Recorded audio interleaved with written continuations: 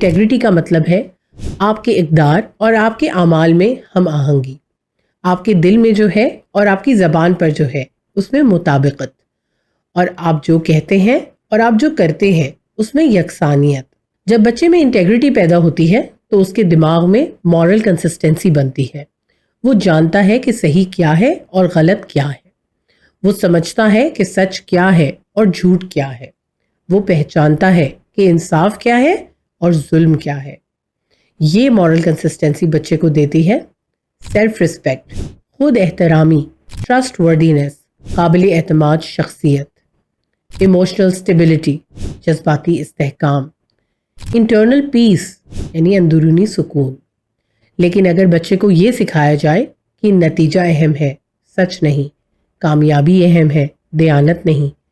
فائدہ اہم ہے، اخلاق نہیں، تو وہ بچہ بڑا ہو کر بنتا ہے فیئر بیسڈ پرسنالٹی، خوف پر مبنی شخصیت، پیپل پلیزر، دوسروں کی خوشامد کرنے والا، انٹرنلی کانفلکٹڈ، اندرونی کشمکش کا شکار، ایموشنلی انسٹیبل، جذباتی طور پر غیر مستحکم۔